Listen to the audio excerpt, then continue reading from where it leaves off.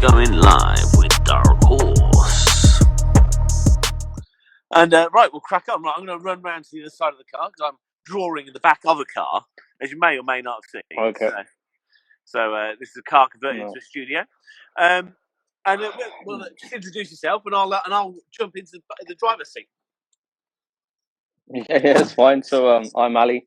I've owned my JCW since new, basically. So it was essentially just built to my spec, and obviously with that, it sort of snowballed into all the adventures. Ironically, the mini adventures that I've been on. So from there, like in 2012, it spawned a website which I still run and sort of dive myself into YouTube now. I'm shooting YouTube videos on it. Awesome. So JCWventures.com was essentially born from me buying that car back in 2011. So it was my basically that's my first ever own it's the second owned car that I've owned. But yeah, in my name. But it's the first car I actually bought money with on myself. Awesome. So, No, yeah, it's a lovely looking machine as well. So how this car works? So I will be creating a continuous car drawing of it. So on the sketch pad that you can see here, hopefully, I'll be drawing this freehand without I don't pre-plan it. There's no grids or anything like that. I haven't tried to draw it before. No. Whilst we're having a chat about it and finding out more about the car. And as a fellow dummy, I know that location well. That's somewhere near Selfridges, near the ball, in the ball ring centre with the kind of the discs that are on the back end of the in the background there. That's the Selfridges building. So, and I know it's on your Instagram. There's various other shots from around Digbirth and that kind of area as well.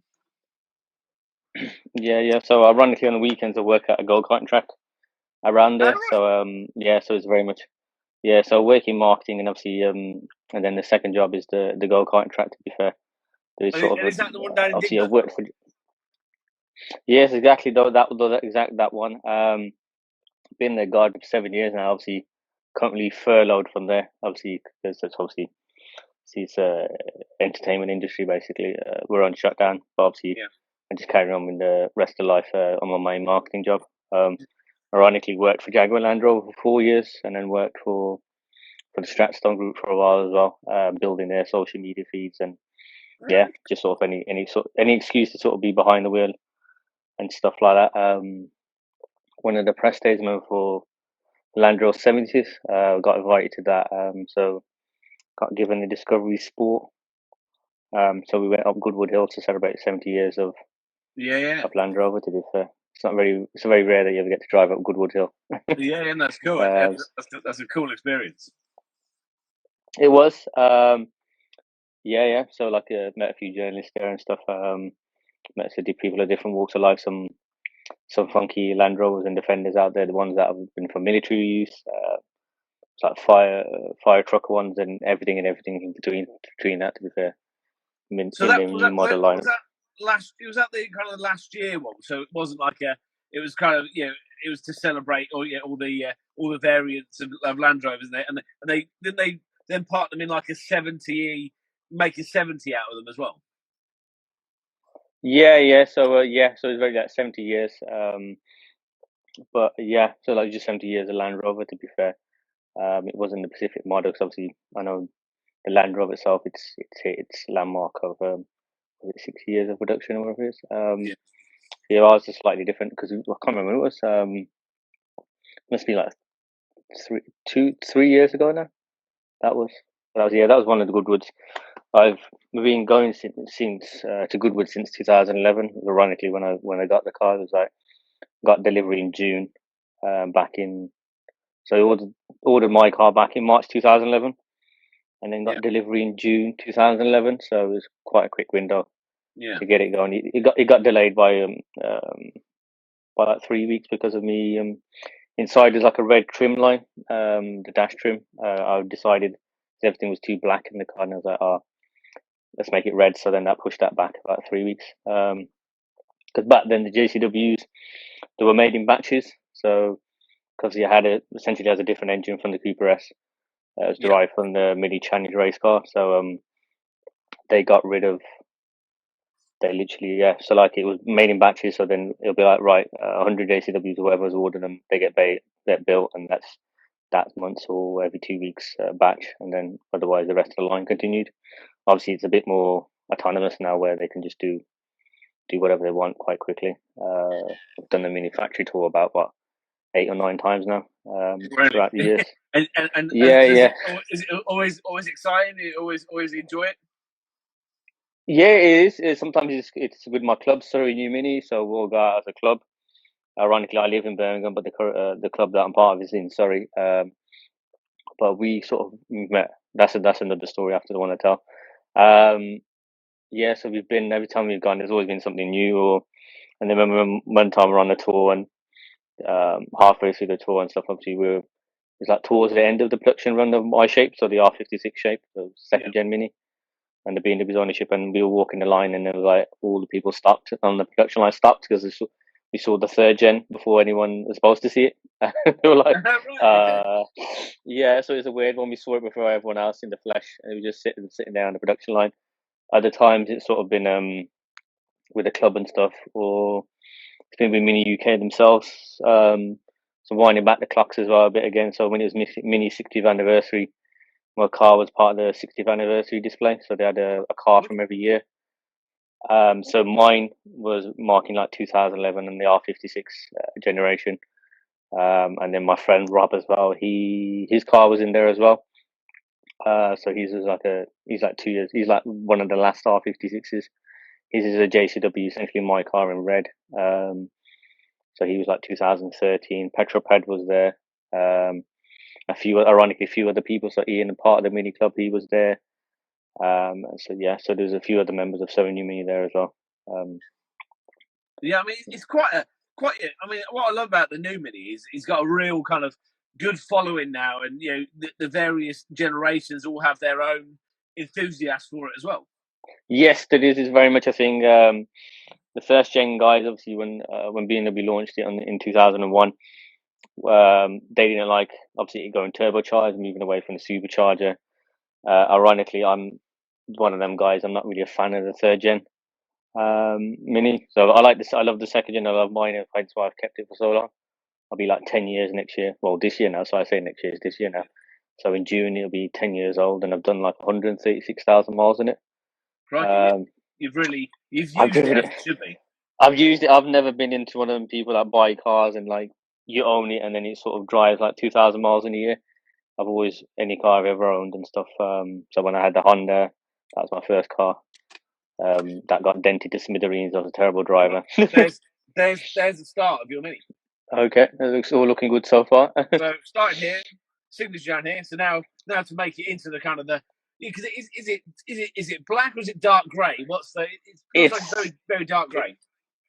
It's dark grey, but it's weird. It's called Eclipse grey.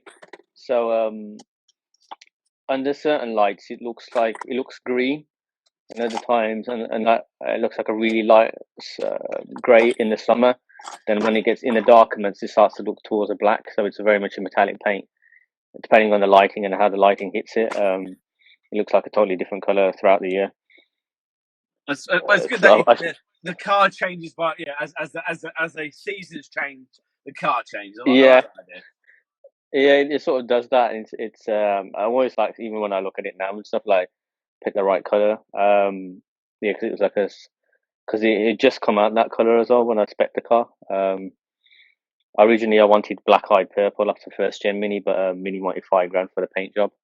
And I was like, I'm not gonna pay $5,000 for a paint job. So then I wanted white silver, but couldn't get it on the hatch at the time. So then I picked the Eclipse grey. Like some of them people know what it is, and they'll just sort of know what it is and appreciate it. And then the times people won't know what it is. Sometimes you want to melt in the background sometimes and just cruise on the motorway wherever you're going. So hence why I picked that colour. But so in terms of the kind of stuff you've done to it, have you kept it kind of quite stock, or have you tried to do a little bit of a bit of work on it? It's been a mixed bag. So a lot of the stuff on it obviously is me from Mini's catalogue. Ironically, basically all the desirable bits that everyone wants. So like the Recaro bucket seats in there, they were like 1,500 quid each. Then like 750 installed, so they're like half leather and half Alcantara. So they're Recaro CSs, but obviously because it was from Mini, so it's branded with the JCW logo. Yeah. So the middle bits are Alcantara, so it grips you well, and then the sides are leather, so it speaks of both worlds. I know some people love all leather, but in the summer and the heat, the Alcantara works better in your favour. Yeah. Then obviously the smattering of, even before I bought the car, I was buying carbon fibre bits before the car even turned up. Remember my mum saying like, are you planning to build the car before Mini build it? They were turning up, so like spent like £1,000 in carbon fibre trim. So the bonnet scoop, the mirror caps. At the time it was the rear diffuser, and the boot lid. Then it was a handbrake, the gear knob, and the carbon trim on the steering wheel. And obviously over the years I've now turned the interior dash trims to carbon as well. But yeah, obviously like the stuff that is on the Mini, and then obviously the stuff that isn't sort of as aftermarket is obviously it's sitting lower than stock. Yeah. So because I do track the car when I can. Like, that was another option. That looks like you're having a bit of fun out on a. It doesn't. It doesn't matter what kind of weather it is. It goes out. So like in the summer, I'll do track days. So it sits on the Michelin Pilot Sport 4s, and obviously that's about 4 years now. I lower the car, so I went full 100% all in. So I spent like £2,000 in KW Club Sports. Just wanted obviously it rides better than stock now, which is ironic when people say lower your car, it makes it worse. No, it rides better than stock, and even at speeds, it's got quite a bit of aggressive camber up front, so you can literally turn the wheel on the motorway like a little nudge, and it will go into another lane. Remember the first day, because Lowen fitted the suspension. I remember like joining the motorway. I was like, I joined the motorway, turned like obviously right to join it, and I thought, oh, I've turned too much. I've gone across 2 lanes instead of 1. It was I couldn't believe how sharp it was and how it rode better. And then other stuff over the years, I've stolen bits off the GP2 essentially. So now up front it's got 6-pot Brembo calipers from the GP2. So it stops on a dime. It sort of even horrifies me, just sort of like when you're coming off a motorway or coming like on a track, you like just kind of pick your braking point, and it'll clobber the speed down. And then like the under tray of the car, so it's got the full GP2 diffuser, the front under tray, so it sticks to the ground. So yeah, I've tested out when I was in on the autobahns in Germany. So I did 160 on it, indicating on the dash. So that was part of steering wheel. Mini Neil's in front of me in his GP2. So yeah, then obviously went around in Nürburgring in it. But I've kept it stock. How was Nürburgring? It was very daunting because we went out and stuff. So we got to Germany. We did like a massive road trip. We drove from here, went to France, went to Belgium, went to Germany, went to Luxembourg, we went to Switzerland, and went to Italy. So along the way, we did all the factory tours on all the roads that you want to do. So we did. Awesome. So where did you stop by on the way? So we went to Spa first. That was a major key thing. And then from there we went to obviously Belgium. So then we went to Germany. So we did the Porsche factory tour. Yeah, that's cool. And then we did. That was amazing. I'm a big Porsche fan as well. My dad's got a 997 Carrera S. Ironically, bought the same cars at the same time. Ironically, he's got a great car as well. like father, like son. Essentially, it's kind of funny because all the females in our household, they're all got white cars. So like you could tell who's the males' cars are the white ones, and the white cars are from the females' side of the family. So we went to Porsche. Then we went off to, when we hit Italy and stuff, we went to Ferrari factory tour. Then we did Lamborghini factory tour. Then we did Pagani as well. Did you not do Mercedes washing out in Stuttgart? We didn't get enough time because ironically they're across the way, literally on the opposite side. So the Porsche factory's it's like 10 minutes across Stuttgart to go to Mercedes. Yeah. It was just the time we got short of time and stuff. We wanted to make a little headway and stuff. Because what we've done, we booked like hotels and stuff along the way, and a few people in the group and stuff that weren't really confident driving at night. So then we had to sort of try and distill everything. And I think, if anything, we spent probably too long in Porsche. I feel like it's the natural progression after moving away from front road. When I went, you definitely need like a full day at Porsche and a full day at Mercedes. Like you needed like a good amount. Yeah, it's like Goodwood. Like all the years that I've been, I've never watched a rally stage.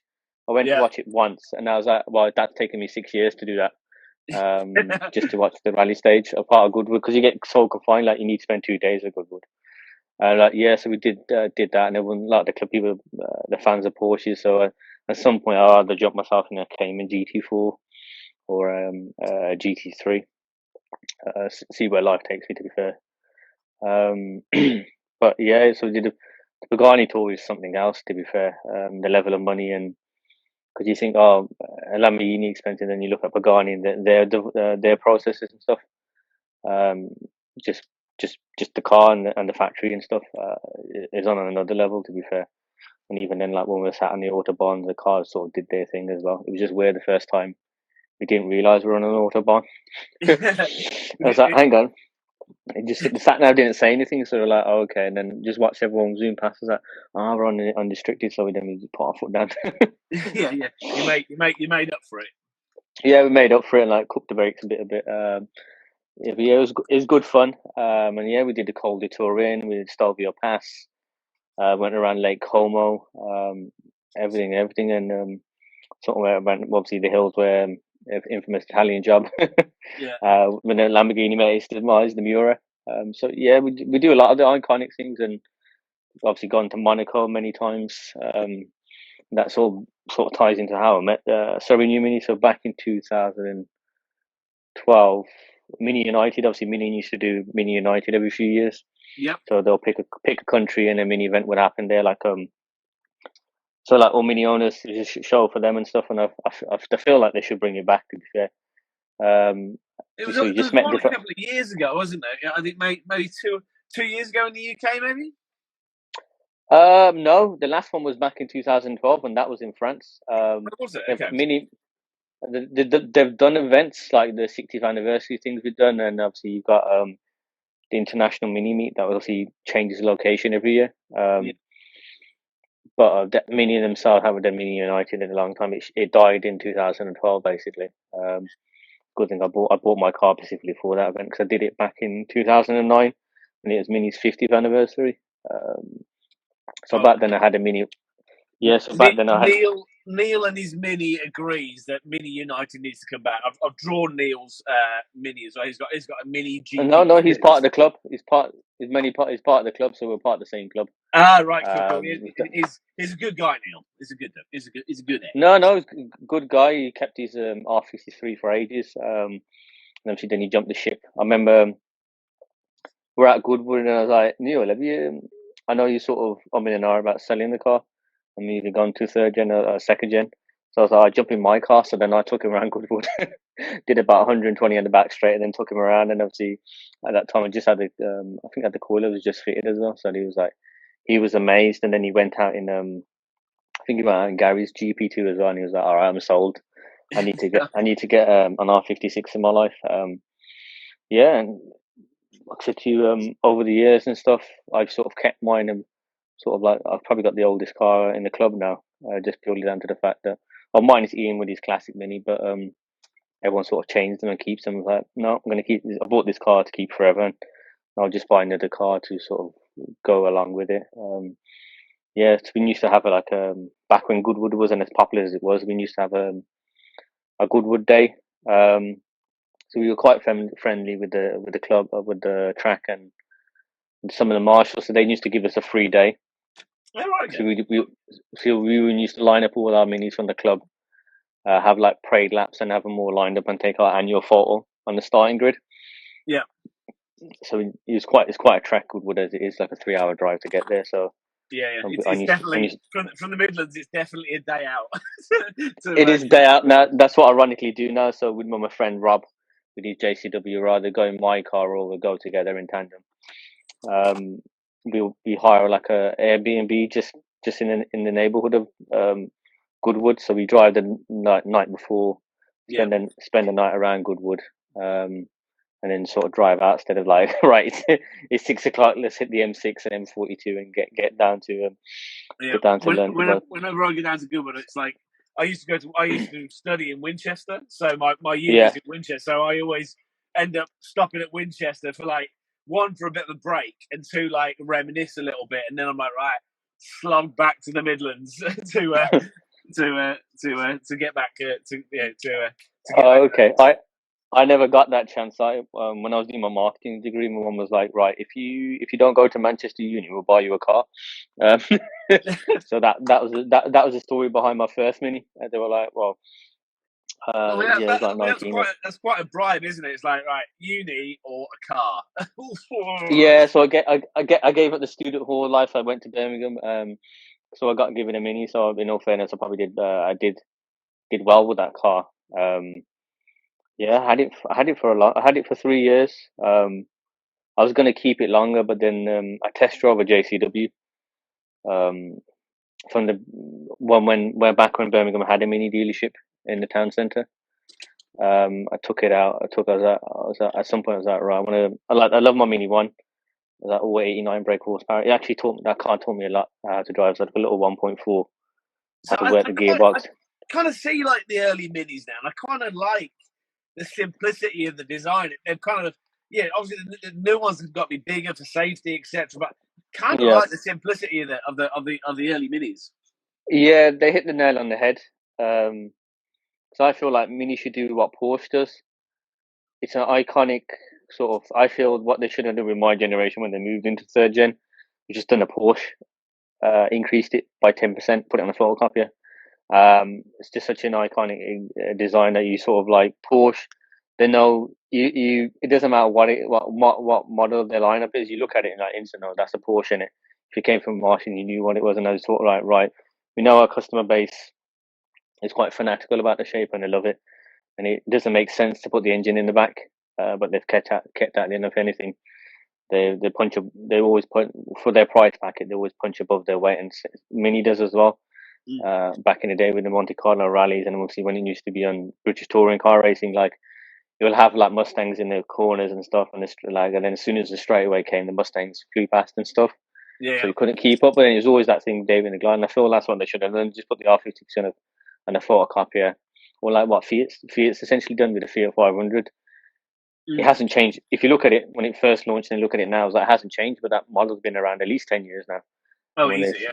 Easy enough. They just right, let's just bring you up to date interior wise and stuff, and just keep going, because it was just that iconic shape. And I remember the last R56 rolling off the line as well, just before we did a factory tour. We did a factory tour, then about a week later, the R56 chapter closed basically.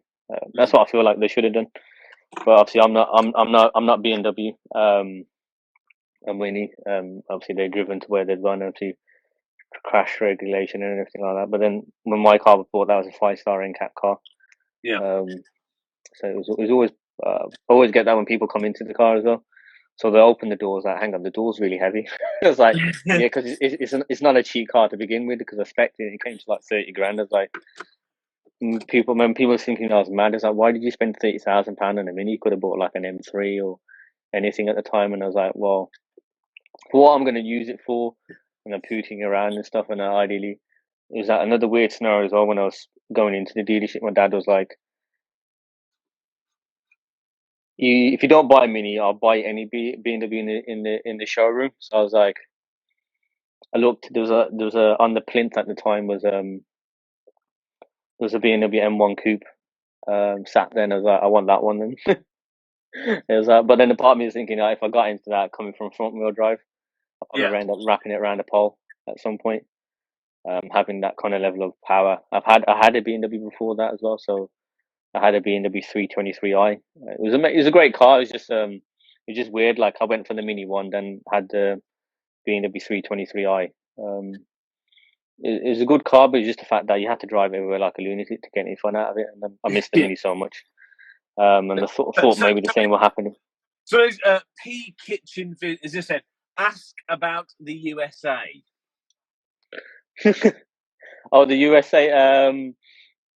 So the travels that I do, obviously we could do the long European road trips. So we do like track days throughout the years and stuff as a club.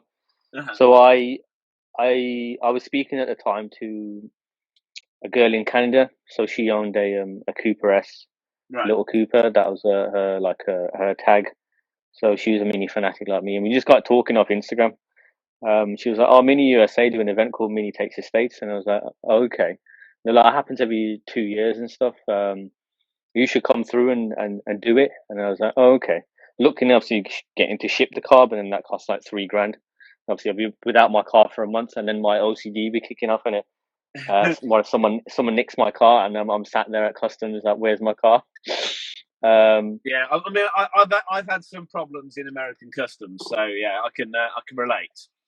I know. I was there in the queue. Got singled out. We need to search everything. I was like, okay. I've also been there, and I was also sent back. So. All right, sent back. Okay, no, I got through. This was like during their bombing years. So back in 2014, I guess I cut it really well. So never been to the States before. So I was like, right, it's not viable to take the car over. So I'll just sort of fly over and just do the event and sort of essentially hitchhike along the way. Because I knew a lot of people off Instagram and a lot of the friends that I've spoken to. Ironically, I met them when I went to the States. Right. So I flew over to the event. So we did. So you went over to a mini event without a mini? Yeah, without a mini. So I flew halfway across the world to a country that I've never been before. So I flew out with my friends Christine and Phil. So I was like, guys, I'm going away to this. Do you fancy a road trip? So Christine, she's the same age as the original mini now. And then Phil, he was older than me at the time. He was about 24 at the time when I flew over him. So I was like, you're right, I'm going across. Do you guys fancy? And they were like, yep, any excuse? Right, off we go. So we all sort of flew from America. So obviously I flew from Birmingham Airport, being so close to me. And obviously they flew from London because they're from London side. So we then ironically met in San Francisco's. So me and Phil, flights were quite similar timings. Right. So we got there at the same, roughly at the same time. Christine got a bit later on. So we catched a cab and we walked around San Francisco. And then we did a mini event. Essentially, we went 18 states, 15 cities in 15 days. Awesome. Bearing in mind, I've never been to the USA before, so I got given a few press cars along the way, and I sort of hitchhiked along the way. So every day, so we had every morning event. So when we were in a different city and stuff, so we did like a 500-mile road trip every day to the next state, and then we had like a party, or they gave us lunch. We did an event, so we went to Bourneville Salt Flats. We went on Route 66. We went go karting.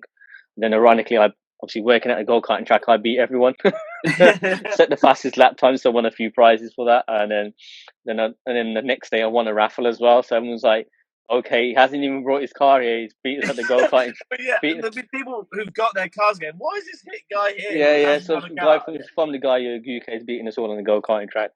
So we won the go kart, and the next day I won the raffle. So I won a few bits off a mini club and stuff, and they shipped it back to the UK. Yeah, we did everything. So we had like pancakes, we had pink lemonade. We looked around this mini USA.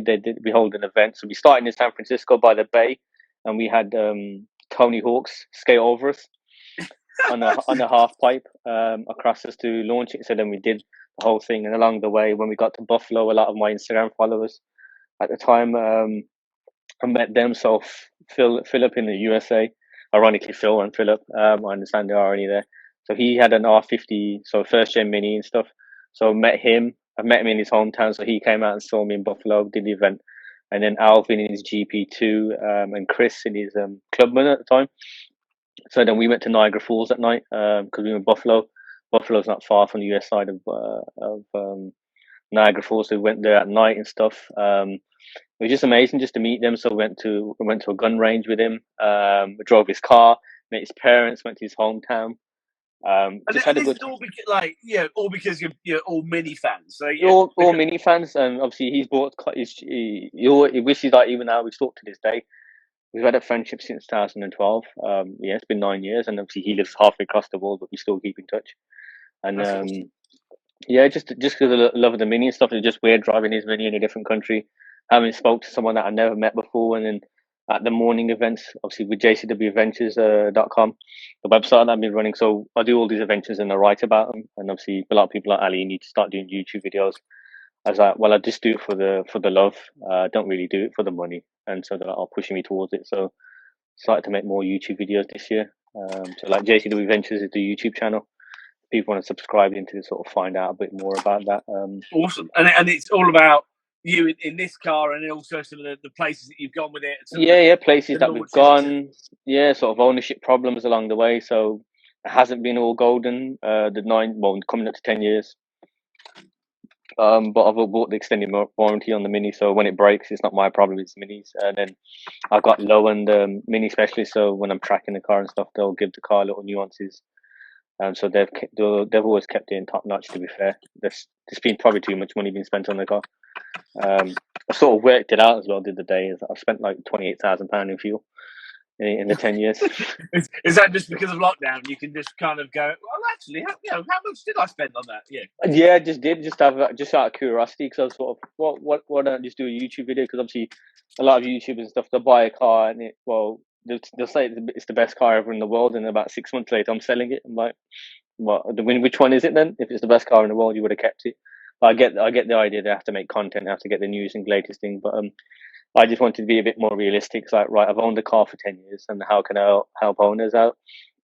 And so, like, what it's like simple stuff, how to rate tire pressure, little travels, best kind of modifications to it, how to sort of do your first track day and stuff. And obviously, I've been in that infant state and haven't got the foggiest clue what to do and stuff. And over the years, I've sort of, ironically, the car braking, sometimes I've learned how a car works. The more stuff breaks on it, and obviously with an old car, stuff is just generally going to break. So like one day you start it and you're like, okay, the fan heater buttons don't want to work, because obviously it's been 10 years of me pressing the buttons, and the car itself never rests. So in the winter months, I've got a set of winter tires. So the winter tires come out, and I drive up to Scotland and I go around Glencoe when it's pouring. Normally you got 10 meters of visibility. So I'll go up in Scotland in the winter months and just drive around in the snow, going around Glencoe, where Skyfall, and go up the military roads. So the car gets driven is ironically, this is with lockdown and stuff, is ironically the time that I've never driven it. It just feels weird not driving it and stuff. Yeah, it's certainly. I mean, me not being out in events and kind of creating and doing what I normally do is that's I'm normally at Silverstone or Donington or British Touring Car and whatever, and it's it is strange not to at this time of year you're kind of planning your year and going, right, I'm going to be at this event, and at the moment you're kind of going well, that was the thing. Yeah, that was the thing last year. I was like, right, come summer and stuff, I probably won't do as much mini events as I want. I was like, right, I put off Japan for so many years. Oh, dude, you've got to go to Japan. You've got to. I've put it off for so many years, and with the mini events and stuff. And obviously, I love cars. It's just not the mini and stuff. So I love Porsches. I've had the Honda and stuff. So I do miss the VTEC every now and again. Over the years, just liking of the cars. Can you confirm that the car culture in Japan is insane? It's absolutely. It is, and so there's a few tuning houses out there. Dual AG. I want to go out and see them, because they do the mini stuff and they're quite high end. And then, like I said, just in general, like, if money was no object, and if I had started YouTube many years ago, maybe I would have got the money to buy an R34 Skyline. I happily have it and stuff like that, like Evos. The thing is, like, out there, those cars are just on the road. They're just like, on the road. They're just literally just kind of just passing by, like an early Skyline, R34, RX7, like all these. Yeah, I love them. Like, I love them. There's another one. Yeah, But it's like early did Joanne. I met her as well. With her little cappuccino car. When she used to ironically work in Mini, so ironically we were following each other on Instagram, and then I said to her one day, I'm doing a factory tour, what time do you finish? Ironically, he was like, literally just finishing, so I'll come out and say hello to you guys. So she came, I met her then, and she, throughout the years and stuff, she's moved on to JLR and stuff, and obviously I was working at JLR at the time as well, so, and then remember like Caffeine Machine, like starting up as well. So like it's kind of weird how, it's ironically I know her as well, so like a few of the people that I've been on here I've sort of known, and we've met because of the Mini, when she had a Mini as well, and ironically worked for Mini. So it's like essentially a small world, and it complexes me sometimes. I sort of worked it out with the website and stuff, and in the Instagram. That's the beauty of it. The beauty of it is that it's the car, car fraternity is. It seems like this big thing, but actually there's so many crossovers. Like there's so many times that people move about and change cars, and then they're part of a different scene and whatever. But it's that's what I've loved about doing this, is just chatting about cars for an hour with different people. We're going, right, how does that car, that ownership of that car, how's it happened? Yeah, same. Obviously, like you've done Molly's and Megan's cars as well. Yeah. In the F50. So Molly doesn't live that far from me, and she obviously works for Mini. And obviously just met at events and stuff, and obviously being in the Midlands and stuff. So like it's a small world. So ironically, just when we eased out the last lockdown, I managed to shoot a video on her car. So did a walk around video, sort of interviewed of her. So obviously that's going to be the idea was to sort of I thought lockdown would disappear and we'll go back to normality. And it was just sort of finding different owners, going over to them and sort of showcasing a few cars that I sort of like and stuff, and getting people, just the Mini community and growing it and stuff. Because that's what I feel like sometimes. Sometimes Mini's not probably it's got a fanatical group of people, but doesn't really get represented much on YouTube and stuff, or the rider world. Like, they'll be heavily modified and stuff, everything in between, but then no sort of brand ambassador for them stuff. Because obviously, I know what Mini have done; they've taken their brand very much more at market. I feel like it sort of alienated people as well at that price point, and they took away some of the customization. They're trying to bring it back when they recently just facelift the third gen Mini for the second time. Still a bit polarizing and stuff, and obviously at the same time now we've only got 10 years till everything goes essentially full electric or hybrid. It's a weird one. And so I had something in my head then. I've completely forgotten it. I've just completely forgotten. Oh yeah, that was it. I saw it on your thing. Like, so what do you think of the new GP3? What are your thoughts on that? It's always the thing. When I first saw it, I thought like it was a bit OTT, because I remember seeing the concept car at Goodwood, and I was walking around. I was like, they're never going to make the car look like the concept cars. Like, it's only going to be 40 grand car. But I feel like they went in the wrong direction with it. They went, right, let's just give it a scene amount of power. I was like, okay. Having driven a GP2 as well and stuff, it very much be getting it behind the passenger seat. I'm very much sort of thing. If a car hasn't got more than 500 brake horsepower, it doesn't need an automatic. It needs a manual, and everything that's sort of above that, you need to have an auto or PDK or whatever. And that's what I feel like they shouldn't have changed it back as that. Right, let's pare it back a bit, because the slats were a bit dividing when I first saw them and stuff, and I was like, then over the time they sort of grew on me. But then it was just a thing of the fact that I'll sit in it and it's an automatic. That sort of put me off at the same time. And then ironically, if I won one or got given one and drove it around for a while, I think it might be very much different, because it's kind of hard, obviously, with lockdown and stuff. Or I really would have jumped in one and given it a test drive to see what it's like, and just to kind of gain an idea of what. Yeah, because obviously I never got on with the F56. I drove a manual one, I drove an automatic one, and I can feel that it's a better car, but I feel like they refined it too much. Or I miss the rawness, and hence why sometimes, like, when I'm looking at cars, I gravitate to old cars, so like E46 M3s, E90 M5s, like rawer cars. I feel like a car should be something like a Cayman or a GT3, where like it gives you that sense of rawness when you want to put your foot down, but then when you don't want to put your foot down, you can sort of mellow away and just relax. I don't feel like that. Yeah, I mean, I part own. I'm a co-owner, a Morgan 3-wheeler, so I can agree with the rawness of driving. I feel like it's missed now, and jumping in carts. Obviously, ironically, on the weekends, the carts that we use are electric. So I've been used to electric carts since like 2012. They're amazing for what they're doing for an average driver. They're getting up to speed and the drive as quickly as possibly. They're perfect, but then obviously it takes a different driver to drive a petrol one, like working in gearbox, and that's what I feel like when I had the Mini one. I still miss that car, even though it had 89 brake horsepower. Even though my JCW now has got 225 brake horsepower. But you miss that kind of early kind of analog feel to that. It's the same base, but then it was like, because you had to work for it, and that's what I feel like what's missing from a lot of cars. Obviously, mine being turbocharged and stuff. I actually like turbo, and obviously some people don't like it, and there should be an instant response. But like, I think it adds to your driver school, because you have to sort of take that into account. Because then if you look back at other cars like the Ferrari F40, it's iconic because it was the first car to comfortably hit 200 miles an hour, when it was so analogically raw. But then you jump 10 years after it, and the Ferrari F50 gets really slated, because it steps away from what the Ferrari F40 was. and then it's kind of weird. Like then you jump again and you go to the Enzo and stuff, and then to the LaFerrari. Then you think, like I look back and stuff.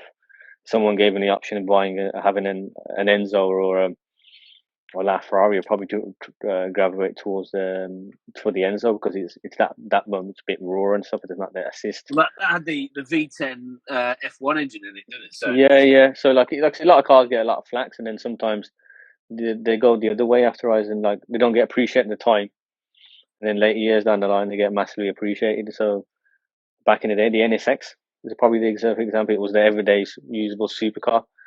But then, like, if it got forgotten about, and now they've gone for the roof, price value wise, and everyone's sort of clamoring after them and stuff. That's what I would probably do if I had like £1 million free changes, is buying cars that I like. Because a lot of the cars that I love that I've sort of grew up as well, like the Ferrari 50 Maranello. I was like, when I was like growing up and stuff, like when I was learning how to drive, and I was like, right, at some point I'll get a 550 Maranello. Then I remember them floating around the 75,000 pound mark. Now, like, good luck on it. Like the 150 grand, 200 grand car, and even more so for the manual. I could rattle off cars that I wanted that I've jumped through the roof. The one list. Yeah, like I'm sort of promising myself this year that I'll get myself an E46 M3. So my dad had a lot of BMWs for me growing up. He was kind of like the only guy on the street as well. So like everyone had a Ford or like a Metro or something like that, and then just my dad's BMW just sat out like a Thor stump. So he had a lot. He had a lot of E30 M3s and E32s and E20s. So he ironically had 3 or 4 of them. He loved the car so much. He sold his black one. Then about a week later, because I've done the worst mistake of my life, and then he went and bought a silver one. Like 2 days later, and then him having a 5 Series as well. I remember it being this weird gold color, and it was a V8, and I thought it was amazing back in the days where, yeah, I look back and stuff now. It's like how we used to get from Birmingham to London in an hour. So yeah, that was my dad. He used to be a sales rep and stuff, so he was at the top of his ball. So he used to get a lot of really expensive company cars and just bring them home and stuff. I remember crying the day he gave away that 5 Series because it was an amazing car, just sitting in the back as a kid. And then, you're like, no, not that car. No, yeah, it's like not that car. So probably looking back now, that probably gold probably looks terrible. But in the 90s, growing up, it was probably the best car around to be a long mile. That 5 Series at the time.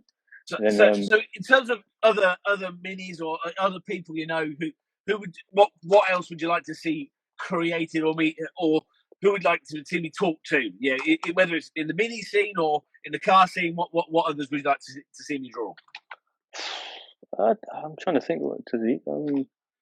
Just trying to think iconic cars that someone sort of my Instagram feed is. One of my friends, he's got a heavily modified F56. He lives a bit up north, I think Sheffield side. So yeah, on Instagram he's called Tall, Dark, and Random. Because he's 6 foot. So I say that because he's quite tall. He's 6'4". So I'm only like 5'7", and he drives a Mini and stuff. But he spent a fortune. He's bought this massive carbon wing for it and stuff. And he always pushes the back because he's like me. He likes a lot of JDM stuff, and so he's put the JDM mark on his F56. So he's bought a lot of stuff from Japan and stuff. And that's why I feel a lot of car people in Japan they just sort of do it because they kind of like it and stuff. Where we sort of conform in the sense it's got a form and function. Like the aftermarket scene in Japan is mad. Like we have Halfords and they have like entire places dedicated to just like one brand. Like I forgot what the name they called it. It always escapes me because I used to watch Jeremy Clarkson's Multiple when in the younger years. I forgot what they're called now. Yeah, because I grew up watching Best Motoring as well. So when them drifting around and having like GTR race all these other cars, and they had the tune cars versus the stock cars, doing the toll gate stuff, and then Initial D and everything like that. I love it as much as I love my Mini and stuff when I'm fanatic about it. Adding like a JDM car to the fleet and stuff. I do sort of at some point I do want to add one. If you ever get a chance to go, definitely go and like visit like the Nissan head office. There's the Nissan head office, which is in Yokohama. That's worth a visit, and they've got some really cool cars in there. But then you've also got they've got like a secret place. You've got to go to one place and then book in to go and to the other museum. And we didn't get a chance. We just because we weren't there at the right time. But it's that museum has everything about their history. Incredible. No, I would love to, and when we get the chance, whenever it goes back to, obviously part of my dream as well is to obviously own the R34 Skyline. So what the idea was, a plan going to Japan as well. It's a dream of mine. I've sort of fantasized about it all the years. Is to hire an R34 Skyline because you can out there, and then leave Tokyo at midnight. Yeah. So under the lights and stuff. So go through the nightlife, and then drive all the way to Mount Fuji and get there by sunrise. Yeah, and Mount Fuji is incredible. Yeah, is an incredible place to go as well. Because they've got the at Mount Fuji, they've got the drift track Fuji out there Raceway. as well. Yeah, Fuji Raceway. So that was the idea, to sort of fantasize and drive my dream cars in my early years, and obviously playing Gran Turismo and the PlayStation generation. Sort of drive that from at midnight. Just and getting there, looking at the sunrise by Mount Fuji, and ironically in the land of the rising sun. The thing is that to see the sunrise, you've got to go up another mountain to see the sunrise at Fuji. So you can kind of drop the car off, go up the other mountain, watch the sun, and go back and go back. Yeah, I love to do that. Even then, like I said, I love the newer GTR and stuff. Obviously, that's on its tail end of its life cycle as well, before the next one comes out. But yeah, it's always sat in my mind. I've never been a fan of the R33. I like an R32. The R33 just didn't really sit with me. And the R34 is just, I mean, that's just totally Gran Turismo all over. I mean, I think most of us have the R34 in blue on Gran Turismo. Yeah, Bayside blue. Bayside blue. Or if you got the money and you're like a multi-millionaire now, you try and go after the Holy Grail, the R34 Z-Tune Nismo. So they went close. There's not that many in the world in to begin with. There's a chap called Mr. GSK or G5K on Instagram. He's got a blue R34. I've actually drawn it as well.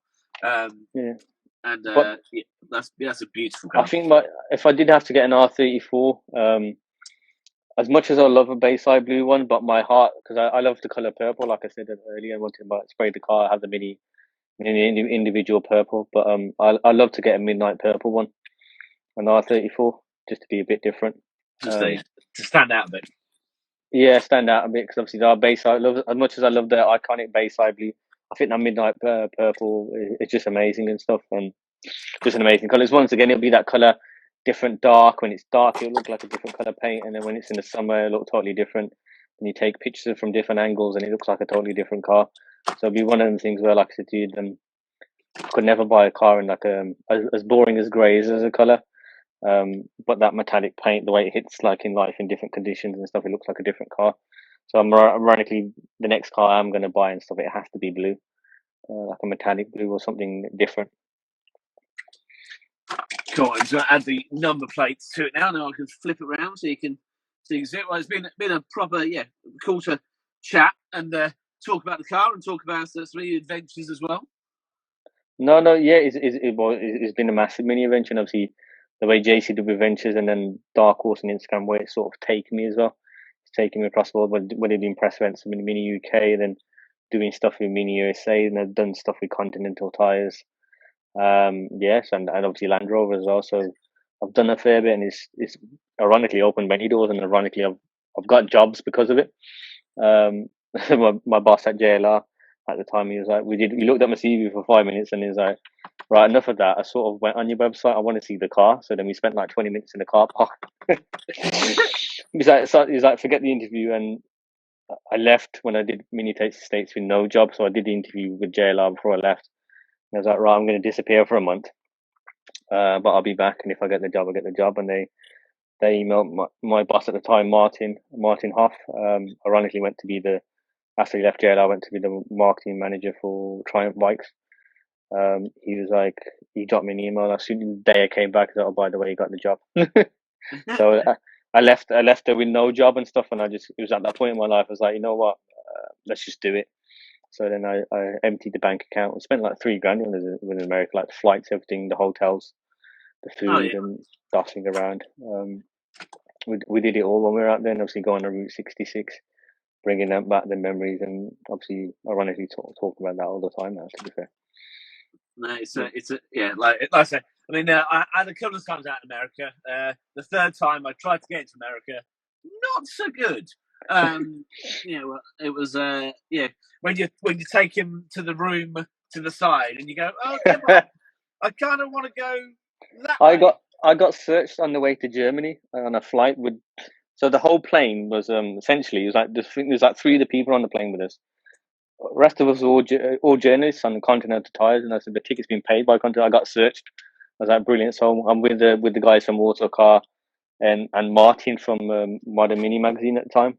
Yeah. And they were like, all right, brilliant. I'm getting searched because I'm going to Germany. Yeah. I was like, it's in the European Union. I shouldn't be have to even show my passport, but I ironically got searched. And then when I got there as well, I got searched again. I was like, what do you think I was doing on the plane? I'm with like about 50 other journalists. The first ever people to be allowed into Continental's testing facilities to do an event, and they paid for the ticket and everything. And we're all journalists here, so I don't get the issue here. Yeah, because I've got like a little black mark in my passport. because of not being allowed into America, they kind of stamped it, and I was doing an event, actually a press event, and we flew into an American airbase, and then so we got to the passport control, and they saw this kind of red stamp, and they were like, "You shouldn't be here." And I was like, "And well, I'm hearing it. What are you gonna do and stuff?" So it's but hey ho, it was a a funny trip back on the same plane that I arrived in America in. So I'm just trying to think that all the other times that I've sort of ironically been stopped for very funny reasons. When I first had the car, I used to get stopped every week. Like, does this car belong to you? And I remember getting pulled over at the lights. I'm at a set of lights in Birmingham town, and the right van door opened up, and I was like, "Can you pull over to the side?" I'm like, "What?" And they just wanted to have a look at nose around the car and stuff. I go, "Yeah, like you can go down the road and you can read my spec build sheet." You can see the receipt as well.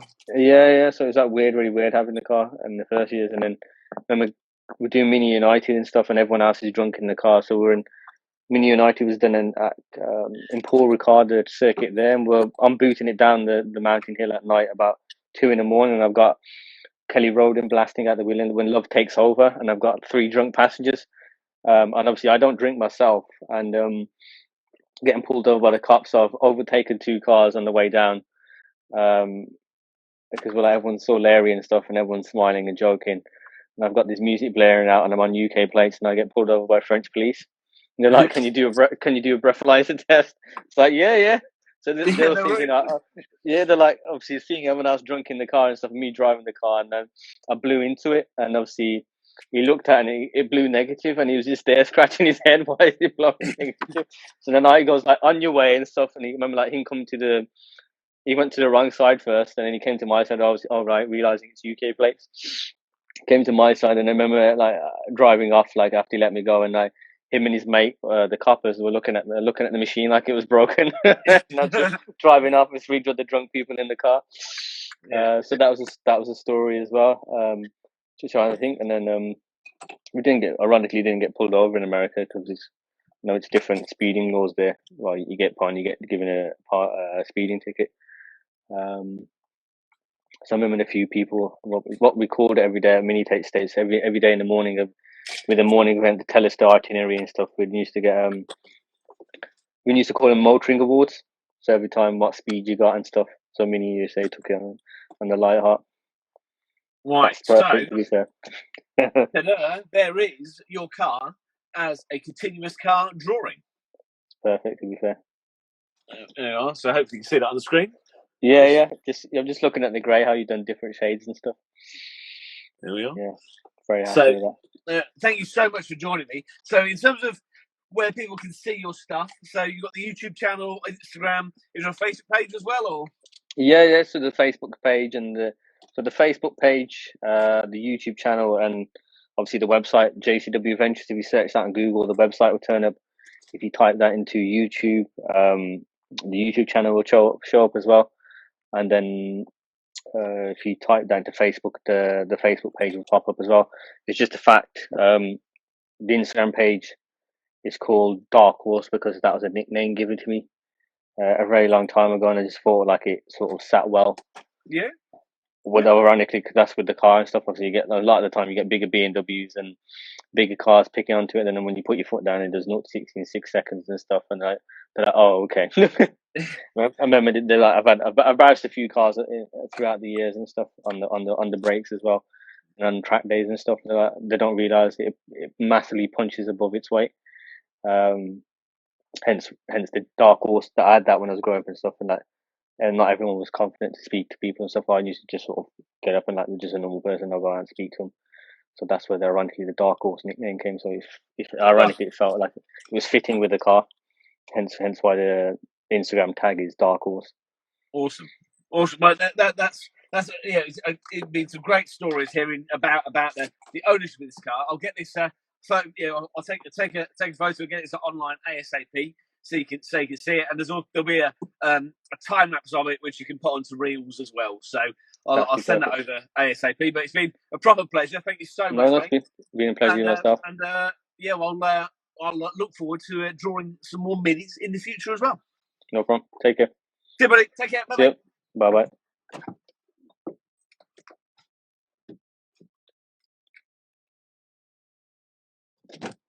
Here we are. There is the Mini as a continuous car drawing. Thanks very much for watching. It is continuous car. The hashtag is continuous car, and I'll be uploading a photo of this one very, very shortly, and you can commission your own as well. So thanks very, very much, and see you in a bit. The next one is at 6:30. So that's the next one. See you later. Thanks for watching.